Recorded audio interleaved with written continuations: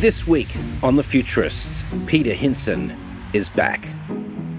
We now live in a world where, you have so much techno-optimism, and I think we all share a lot of that. But at the same time, there is more confusion, there is more disinformation, there is more uncertainty than ever before.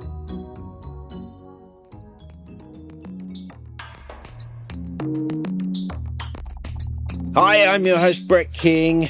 I'm with my good pal, Rob Tursek. He is in the land of Los Angeles, which has been getting a lot of media attention lately. Rob, how is it living in a state under martial law with tanks running through the streets and Marines patrolling?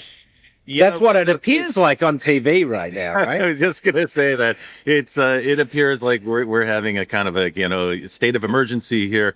The truth is, in Los Angeles, there is no emergency, and this is just a fact. I live here. I've been traveling around town all week for business. Everything's calm. The weather's great. People are cool. Like, everything's fine. There is a set of demonstrations happening downtown in a 4-block radius near City Hall by the federal building, and the reason for those demonstrations is that for the last couple of months, the federal government has been trying to round up undocumented workers, people who are from other countries who don't have the proper documentation to be here. And while that's a proper law enforcement policy, and that's something that the president made very clear when he ran for office that he was going to do, everyone predicted that if he attempted to do mass roundups, it was going to create some unrest. And in fact, here we are. Los Angeles is reputedly the home to more than 1 million people who are undocumented. So this is the kind of ground zero for those roundups. And what's interesting is that people who are here, who are from other countries, who are undocumented workers, they've been using social networks to communicate. And when they see unmarked vans coming into a neighborhood, they start to communicate with each other, and they kind of created an ad hoc alert system to basically run away from these roundups. Meanwhile, other people in California, these are not necessarily the undocumented workers or the people from other places, maybe their families, maybe their relatives or their friends and neighbors, they're starting to band together to protest against these raids. And it is quite scary. You have a bunch of unmarked vans pull up. A bunch of guys get out. They're all men. They have no uniforms. They're wearing black SWAT gear or sometimes just blue jeans and a hoodie. They have masks on. They have no identification. And they just snatch people at random from the street, from parking lots, from shopping centers. And that's quite a scary scenario. You can imagine.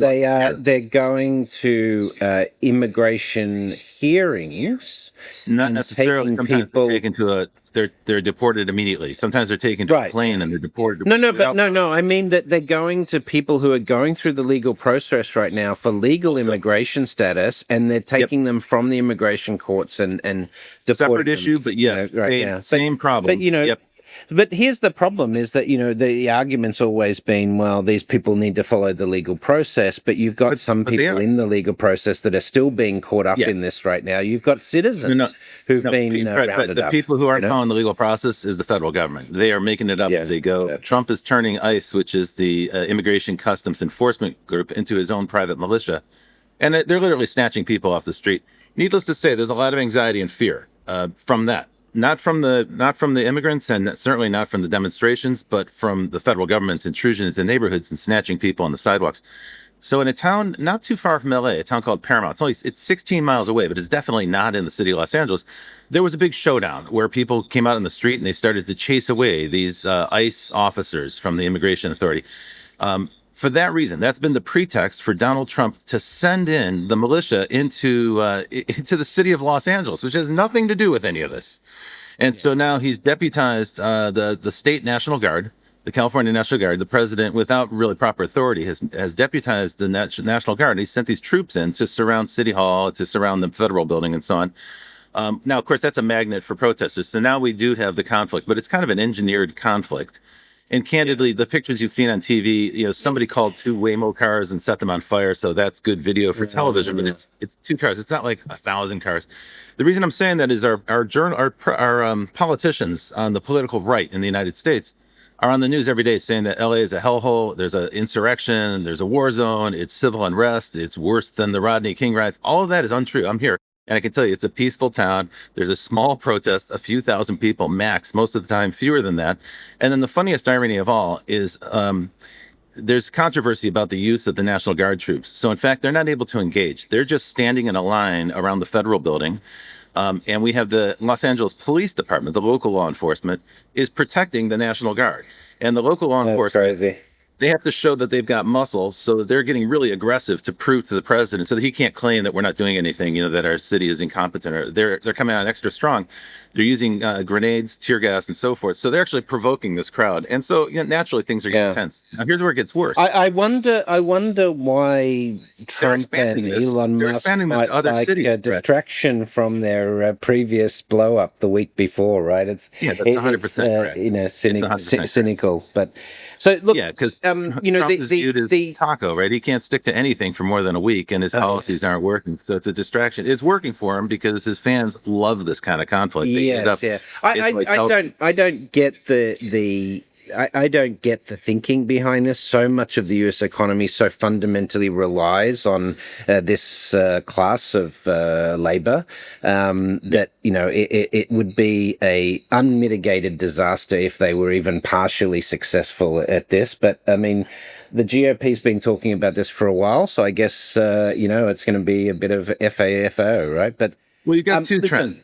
There's an anti-immigrant group, right? But there's also this is great theater that distracts people from some of the really heinous things that the Trump administration is doing, and it kind of shifts the blame to somebody else. Let's not get too political on the show, Robin. Remember, we got a global audience. Fine. But fair enough. But look, the whole point here is this is a great prelude to introduce our guest this week, because what we have here are the classic elements of a disinformation campaign, politicians who are saying one thing, doing something else.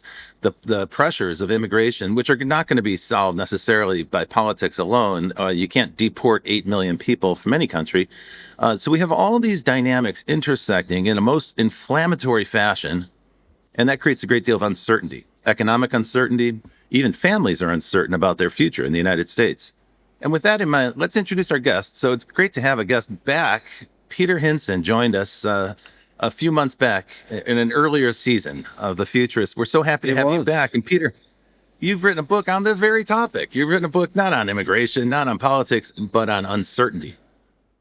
Is this Peter? Is this tied to sort of the Heisenberg uncertainty principle, or in a way? I do a lot of parallels with physics, so I wanted to put it out there. But I mean, that's certainly the title, right? I mean, the title is called the uncertainty principle, and in physics, you can measure exactly where a particle is, but then you don't actually know how fast it's going, or you can measure exactly how fast it's going, but then you have no idea where it is. And that kind of is, I think, the situation that many companies, many organizations are in right now. I mean, when they think they've figured out one thing, then they're completely unsure about something else. And how do you actually make strategy in a world where that uncertainty becomes the norm? That's the whole idea of the book. I always was a bit of a fan. The reason it was so easy for me to remember the Heisenberg uncertainty principle was because of the Star Trek transporters. To get around that problem, they had Heisenberg compensators. Do you remember that? Exactly. God, anyway. You got to love the script writers of Star Trek. No. But I wrote use a little of that here. Yeah, I wrote the book because the first book I ever wrote was called The New Normal, and I deeply regret that book. Because I thought it was, I don't know, I thought it was a sexy title 15 years ago, and now I can't stand it anymore. It was. Now you do never normal, right? You talk about the never normal, right? Exactly. I mean, when I wrote that book, The New Normal, people said, "Oh, what's the new normal?" And then I thought, "Oh, maybe I was wrong. Maybe it's not digital." Because I wrote the book, Digital is the New Normal. And then I thought, I was wrong. It's networks. And then I wrote a book called The Network Always Wins. And then after that book, people said, "Okay, what's the new normal?" And then I thought, And then after a while, I thought, for a while, but you start to end up with a lot of news in your title. Exactly, right? Yeah. And then I realized, well, you could have done the Ray Kurzweil approach, the newer normal, right? The newer normal, yeah. I started talking about the never normal a lot in the last couple of years, and I think certainly after COVID, I mean, there's liminality narrative out there, which I fundamentally think is wrong. So the idea of liminality is that, we're on a bridge, right? And we've abandoned the old. The old's gone. I mean, we can't go back to the old. And we don't know what the new is going to be. And we're like in between. It's like a rite of passage kind of thing. And there's a lot of people who talk about liminality nowadays days. And I don't think so. I don't think this is, we just have to wait until the new arrives and there we are. I think we have to get used to a world of constant change. And that uncertainty is something we're going to have to figure out as companies how to deal with that. And that's why, I talked about the never normal, but I didn't want to write a book, The Never Normal, but I wanted to write a book about how to really use that and leverage that. And that is really what the uncertainty principle is all about. Okay, so I'm living in a city where like everything we read about is not true. And the facts on the ground do seem to be changing, but we can't get the right information because what they're reporting is entirely biased. How do you deal with that? There's uncertainty and kind of like uncertainty cubed, I would say. What's your prescription? What's the solution? Well, I mean, it is fascinating in a world where we have so much access to networked information that it is still so incredibly unclear what is really going on. I mean, I loved your perspective. Yeah, I listened to a wonderful podcast on the Daily where the Governor Newsom was talking to, the New York Times, and basically echoing exactly what you said, but if you look at Fox News, that is a completely different picture. Yeah, two different worlds. That's right. And this is really ironic in a world with so much connectivity, but we see it all the time, right? I mean, look at the war in Ukraine. Do we have any idea what is really going on? Yeah. No, we don't. With more networks, with more pipes, with more bandwidth than ever before, we have no idea what is really going on. Yeah. And I think that is one of the strangest things that I have observed. I've been in IT for 30 years, and I don't know if you. So let me a little tangent here, but I think you're going to love this. So last night I was thinking. I was actually dreaming of something, and I found this. I was dreaming of this. So this is Time Magazine, special issue in 1995. Welcome to cyberspace. You were dreaming about that. Yeah, I was dreaming about that because this is actually a really important document because when I graduated as a young engineer in 1993, I worked for Alcatel, and then I quit my job because of this article, right? I mean, this was the special issue 1995, Welcome to Cyberspace. And I was reading this and I thought, oh my God, the world is going to change as a result of this. I want to be part of this, right? Yeah. I quit my job and I started my first startup because of this. And what was fascinating is at the end of this, because this is all about the future is going to be wonderful. Digital is going to change our lives. It's going to be just utopia. Finally happening. Well. And there's this one article here by Robert Hughes called Take This Revolution. And I don't know if you remember, Robert Hughes was the most, acidic art critic ever, right? I mean, I thought it was brilliant because he could just dissect you. And I would love to read his opinions on art because I would always learn new words on how to insult people. That is just the best thing ever, right? Yeah. It is true. And he wrote an amazing essay there where he says, I'm not so sure. This is going to be a world of disinformation. This is going to be a world where we're going to have isolation in a world that we're going to be completely connected. And we're going to amuse ourselves to death. And I was dreaming about that last night and I was rereading it this morning and I thought, oh my God, Yeah, and I probably we're in that over world. that. He predicted it. You cannot find this article anymore online, which is, an irony in itself. But to your point, Rob, I mean, we now live in a world where, you have so much techno-optimism. And I think we all share a lot of that. Mm-hmm. But at the same time, there is more confusion. There is more disinformation. There is more uncertainty than ever before. So what is the recipe? The recipe is very simple. It's a combination of three things. It's a complete renaissance, I think, of our future gazing, right? It's the ability to anticipate change ahead of time. Prediction is going to be more important than ever before. Yeah. Now, we all kind of, dabble in that. We like to do that, but I think it's going to become a core issue for companies. And And one of the things I did in the book is I went back to the scenario thinkers of the 1980s, the Pierre Wax of Shell, who did amazing things, and that kind of just faded away.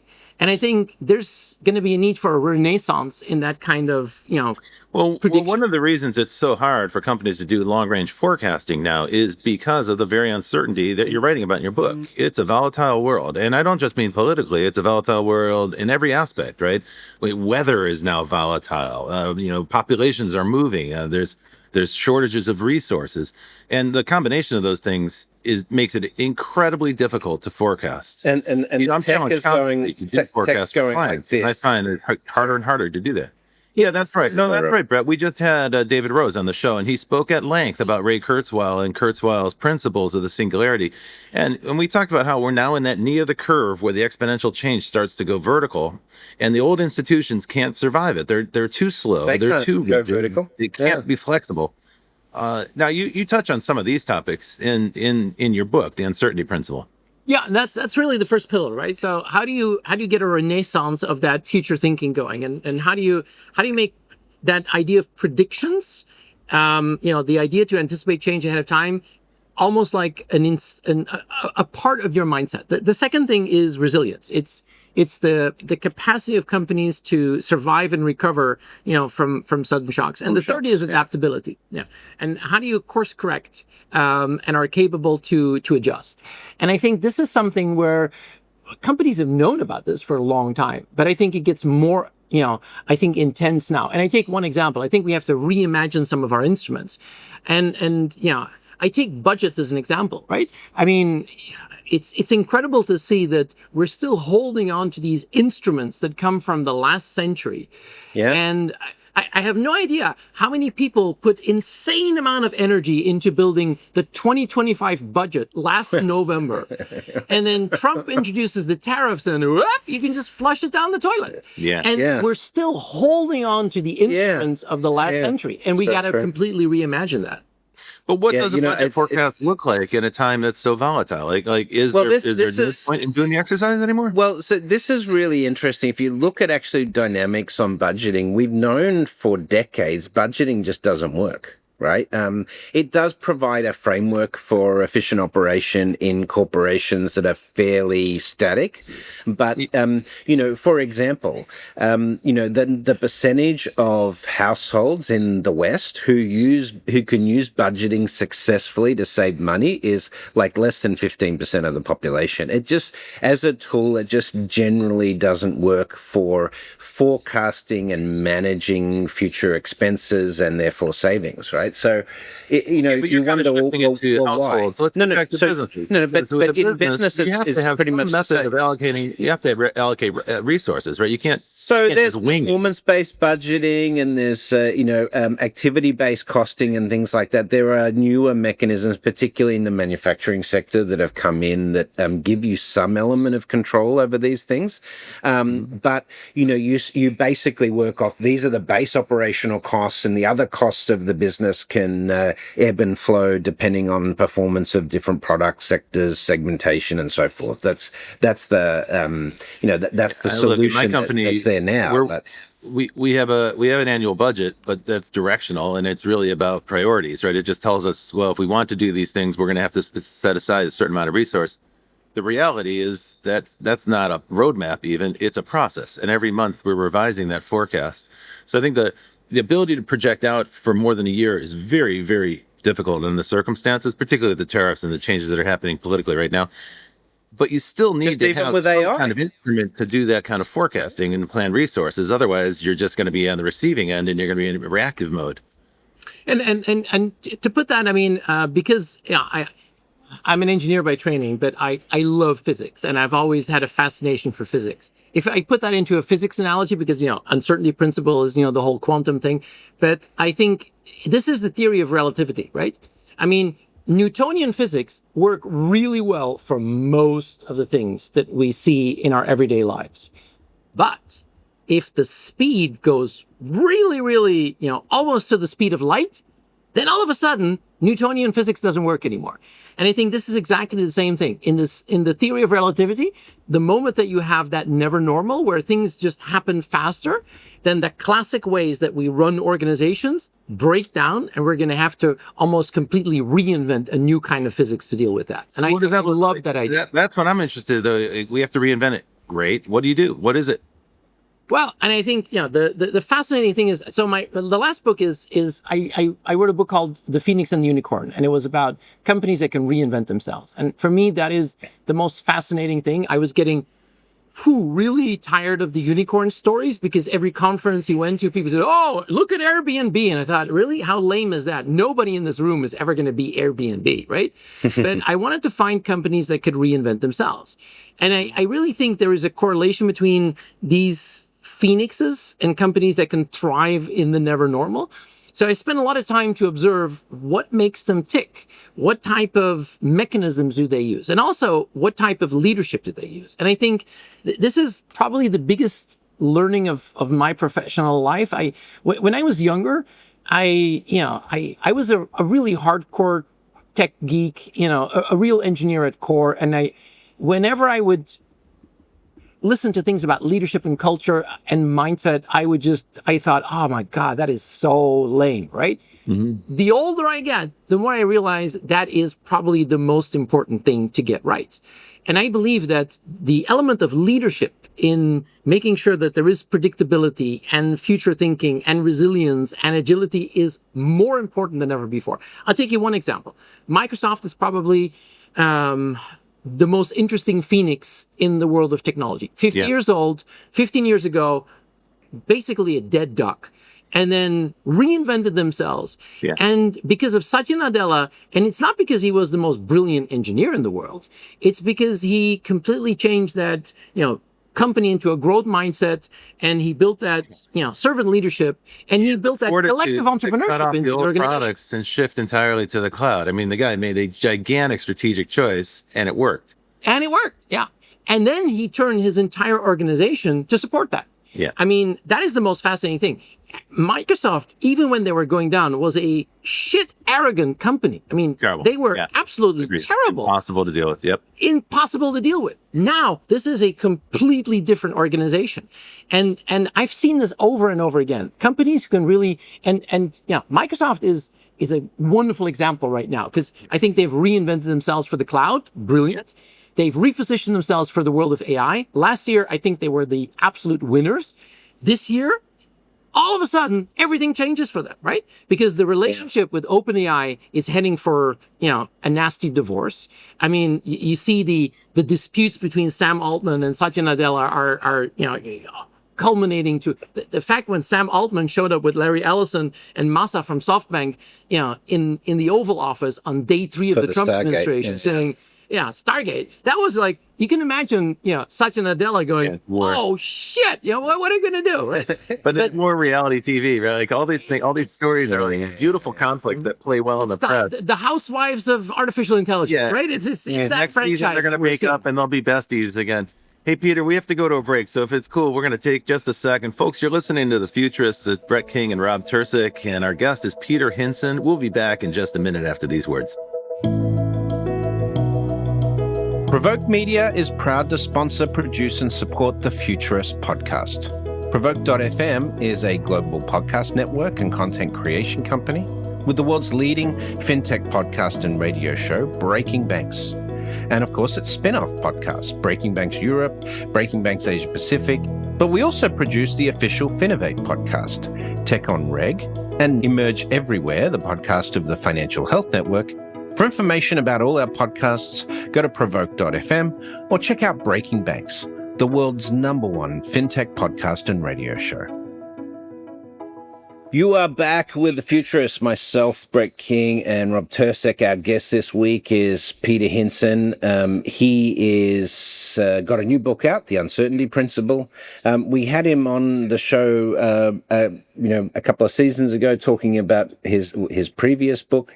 But really, the key message here is the uncertainty of the future. With all of these uncertainty coming in, require better prediction skills or super forecasting skills, which is what we talk about on this show every time. So, Peter, in terms of dealing with uncertainty, and I know Rob wants to talk about some aspects of sort of leadership here as well, but how much of being resilient comes to your ability to predict what's going to happen in the future or forecast, and how much of it just depends on pure luck, sort of being there at the right time or making a right decision at the right time? Because timing these decisions can, sometimes be the hardest element.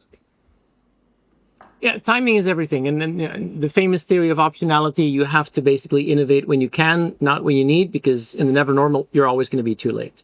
But I think that capacity of looking ahead is more important than ever before. So, to make it really tangible, I mean, I've been talking about the day after tomorrow for a while. Very simple model. How much time do you spend on today, tomorrow, day after tomorrow?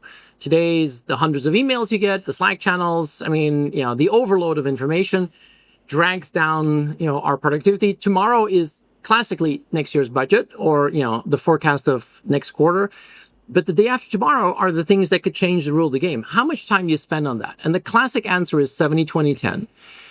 And I think if that will be true, I would be very happy. Reality is 93-7-0. And you see that in the never normal, with so much going on, we just get dragged down by our today, and we have to find a discipline to actually make sure that the day after tomorrow is there. So when I go to a board, I always ask them a very simple question. Are you spending at least 10% of your time on the day after tomorrow? And if not, you're not going to survive in the never normal.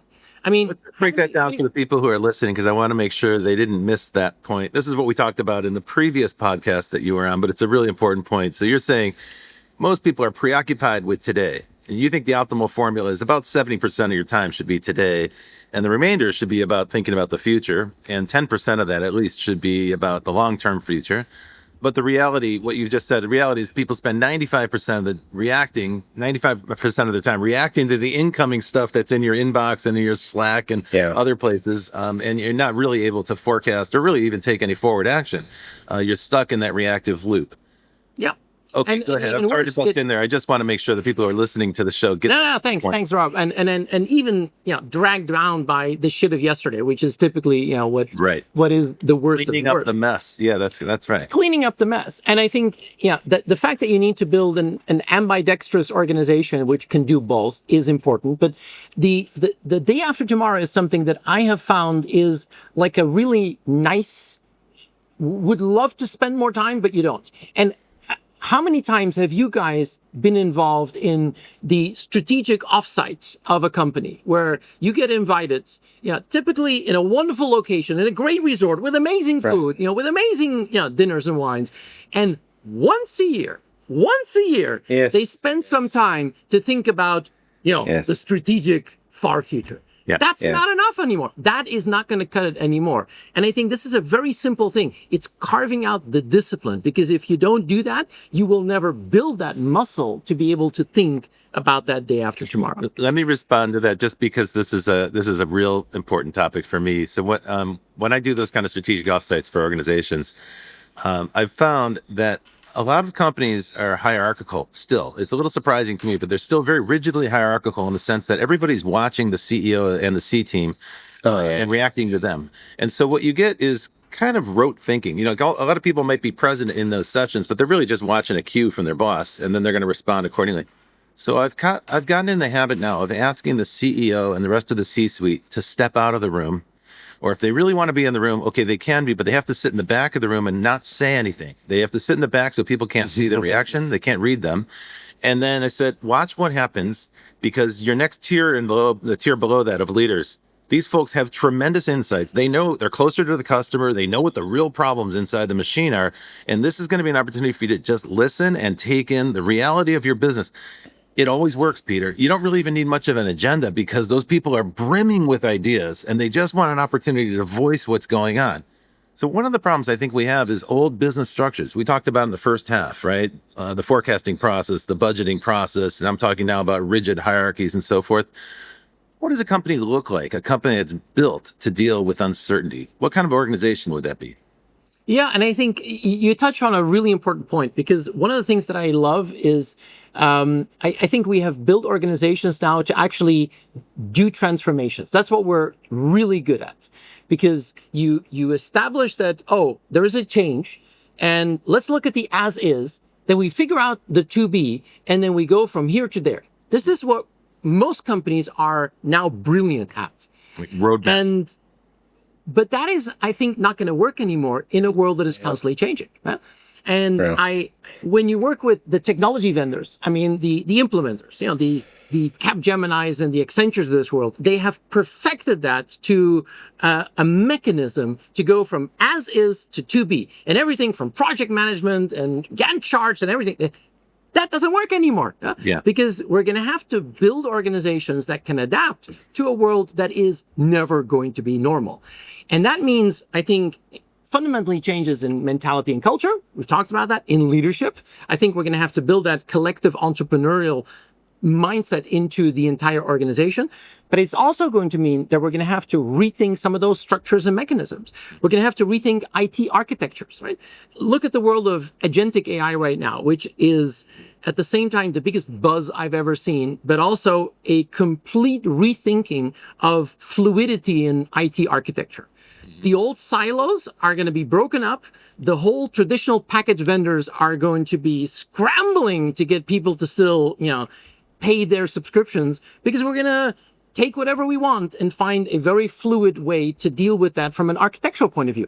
For me, agentic AI is a perfect example of how to look at next generation architectures to support a never normal environment. And I think we're going to have to do that at every level of organizations in order to thrive.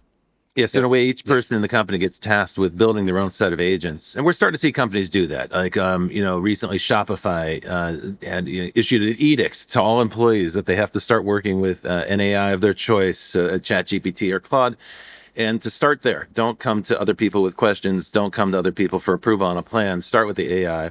Next step is going to be build your own agent, right? Start to automate your own process. I'm doing this in my own company. Each department head has a task for this year to develop a plan to automate most of their business process. And actually what we're doing is we're changing our hiring plan accordingly, because we're going to hire significantly fewer people in 2026 because we're going to leverage AI to do that. But that is a great illustration of changing the organization to adapt. I've been through this process recently. We've got this AI startup that we're doing a funding round for. Our seed round, Rob, I've talked about a bit with you, this dental AI business where we use a smart toothbrush, Peter, with an intraoral camera where you can scan your teeth, take a video of your teeth, and we can detect cavities and tell you when you need to go to the dentist, right? Because the biggest problem is that people don't go to the dentist unless they've already got a problem, and then it's too late. But in that process of getting ready for the pitch, the entire team was using AI every day, and it really changed really significantly the volume of quality work that we were able to produce in a period of time for the investor stack. So, I've already seen working practices changing, but in larger, more traditional organizations, this is less rare. You tend to be a lot more agile as smaller organizations. Right? So, I'm sure you guys have the same thing. I mean, we can fantasize about this, and we can, put stuff in a book and it looks really good on paper, but you're always hoping to find companies who really do that, right? That's what I had with the Phoenix and Unicorn. And after I wrote the book, then all of a sudden you actually, it's almost like you start to find these phoenixes as well. I mean, I found more phoenixes after I wrote the book than while writing the book. And now the same thing with this uncertainty principle in the never normal. And just 2 weeks ago, I was in Istanbul and I had the chance to do a keynote there for one of the largest retail conferences. And by chance, I was contacted by one of the largest retailers in Turkey, but actually, global footprint. It's a company called LC Waikiki. I didn't really, I knew the brand, but I didn't know it.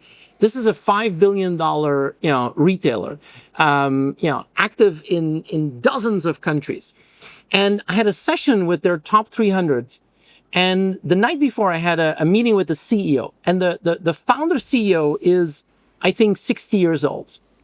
And the first time I saw him, I thought, this is a guy 60 years old, And he said, I want to completely transform my organization into an AI organization.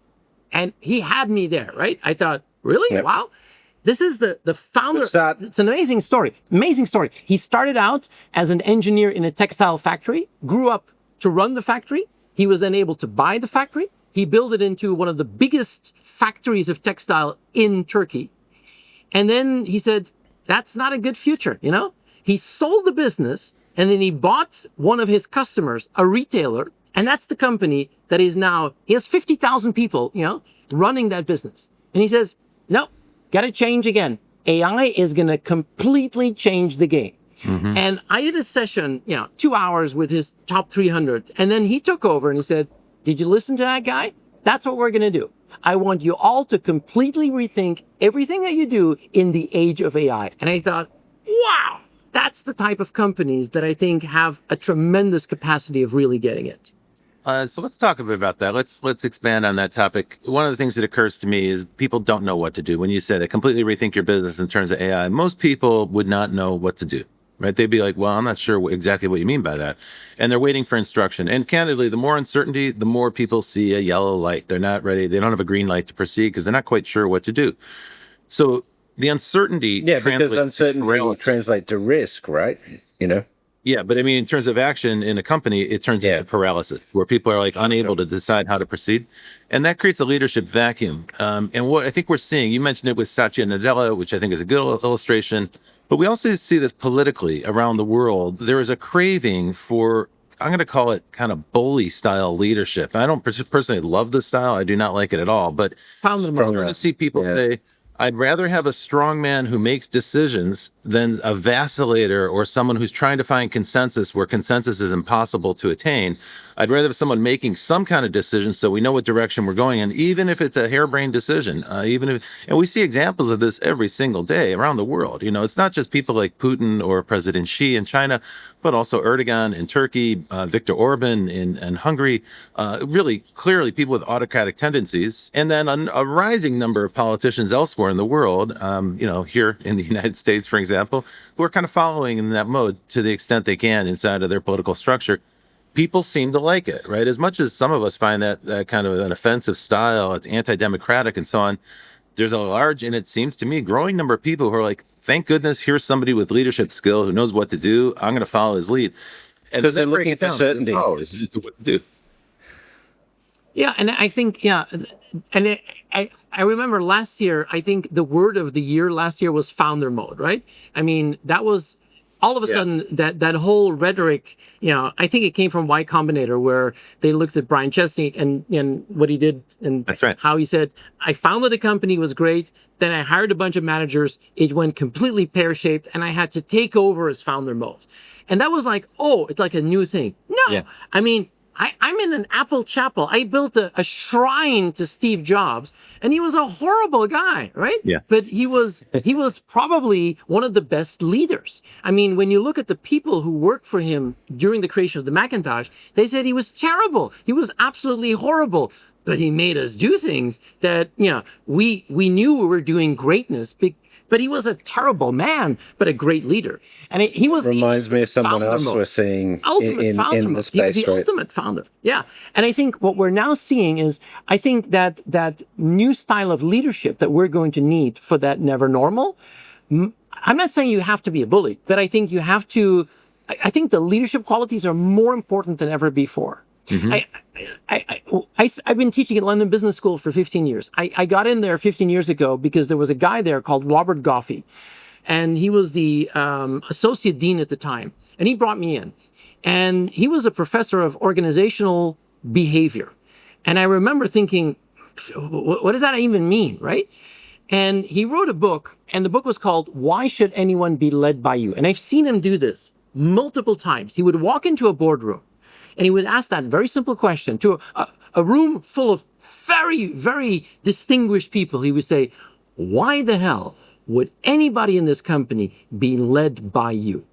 And then you saw these people with enormous accolades looking down at their feet and thinking, oh my God, I hope he doesn't pick on me, right? I honestly think that leadership is more important than ever before in this never normal.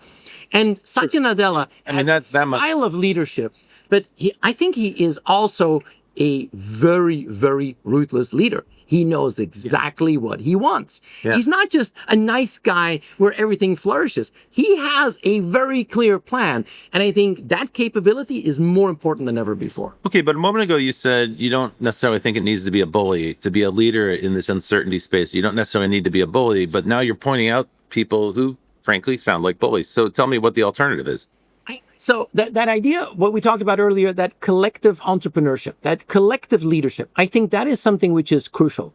I think it's capable of, Satya Nadella is a great example. Doug McMillon from Walmart is another good example. Doug has been transforming Walmart from a retailer that was going down into a really strong competitor, to Amazon, battling it out with Amazon out there. And Doug is a visionary leader. He is capable of really understanding where to go because he led Walmart in China and in India. He knows how retail is changing. But he's not just, telling people what to do. He's building that collective entrepreneurship into that leadership of Walmart. And I think this is what I've seen over and over again with these companies. It's not just you need a clear vision of where you're going. I think that North Star is more important than ever before. Mm-hmm. And I think it's that combination which you can then build a consensus and build, something in the organization that really, really is capable of getting everybody on board. It's the old saying, right? You're not a leader unless you have followers. I think creating that followers is more important than ever before. Let me see if I can recap what you're saying for our audience. So it's not necessarily about bullying people or browbeating them into submission. That's sometimes what it looks like in politics because they're dealing with opposition parties who they're trying to delegitimize. But in business, that's not necessarily going to work. You have to build consensus. So the leadership qualities then are, don't tell people how to do their job. Hire great people. Tell them what to do. Give them a direction. You said a North Star. And the second characteristic is you've got to have the charisma to encourage people to sell that idea, to prove to them, demonstrate to them why they must achieve it. Let them figure out how to get it done. So you tell them the what and the why and let them do the how. Clear direction organizationally, but leave people to do the creative stuff.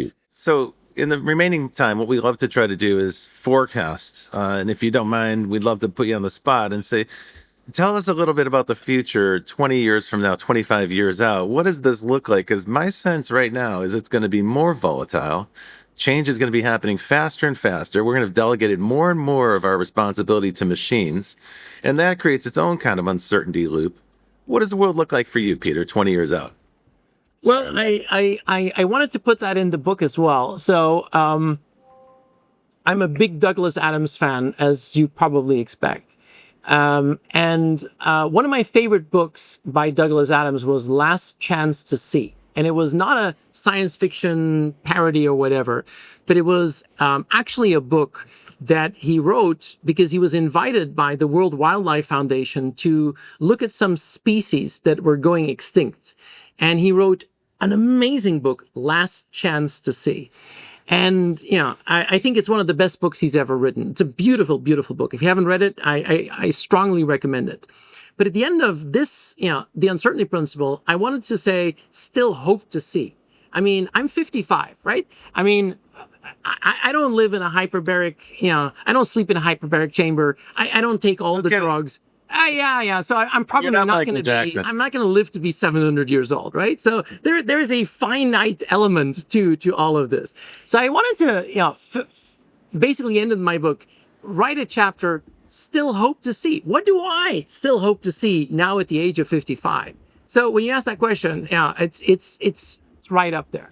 And I think for me, it's two things that I'm really deeply fascinated by. I think there's the whole rhetoric about, AGI.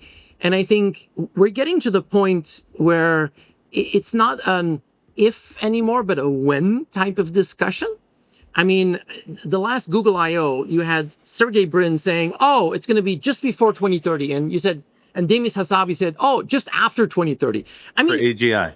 For AGI. Yeah, right? But it doesn't really matter, right? Because, the level of sophistication of these new models means that they can beat any human in any cognitive test. So why do you need AGI to be the measure of disruption? It's gonna be disruptive far before we have AGI. Probably, yeah. So I don't care about that point, but the idea that I will live in an environment where I am surrounded by that is just the best thing ever. I mean, I really still want to live in that environment. The second thing, and I think this is going to be crucial, is I'm surrounded by people from the medical field. My wife is a vet. I mean, my sister's a GP. Our daughter's a pharmacist. I am surrounded by people in the world of medicine and biology. And I think personally, for me, that is going to be the most fascinating opportunity going forward, where we're capable basically of rewriting who we are. And I honestly, I don't care that we're not going to be 100% human anymore. I really don't care. I don't care about the fact that, that's been the trajectory for a long time. We're all wearing glasses. We're all using these instruments to extend ourselves in space to talk to each other, so we adapted the technology pretty quickly. Yeah. Exactly. So I think you're right about that. And then look, that's a place for AI to help, right? To design genomes, to help design some future version of the food we eat, the energy that we create, and so forth.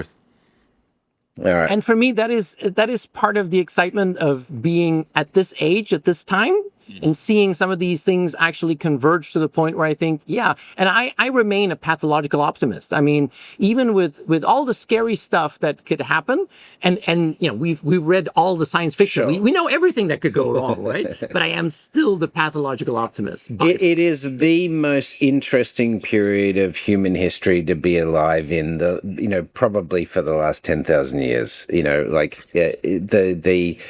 The potential of humanity with these technologies, quantum, AI, and so forth, and as well as that, the fact that we are going to have to reinvent ourselves as a species. We're going to have to reinvent economics. We're going to have to reinvent the way we think about life with longevity and work, and it gets pretty crazy. But it's an exciting time to, if you don't mind change and uncertainty, then it's a great time to be alive. Peter, and the show, recently someone asked me about the show, and they said, well, what do all these futurists have in common? And I said, they all have an optimistic outlook. They all have different methodologies. They all have different beliefs about what's going to occur. But one thing Brett always says to me is like, I can't wait to see what's going to happen. He says it all the time. It's like a natural phrase. It's an outlook that I think all futurists share. And on that note, I think we should bring the show to an end because, frankly, I'm thrilled to have an optimistic view for once. We've had so many dire forecasts on the show recently. Thank you, Peter, for bringing it around to a positive view. Peter, where can people find out more about you on the internet? Where can they learn about Peter Hinssen? My website, www.peterhinssen.com, is the easiest way. And, two S's. Two S's. Two S's. Two S's. Yeah. Two S's. Yeah. www.peterhinssen.com. That's the easiest way.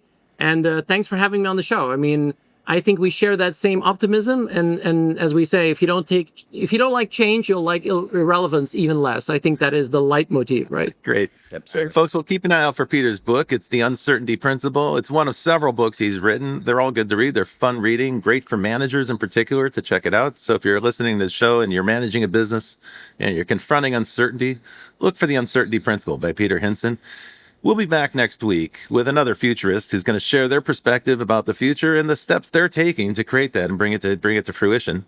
In the meantime, thank you to the folks who listen. Thanks to the folks at Provoke Media, to Elizabeth Severance, our producer, and to everyone at Provoke Media that makes our show possible.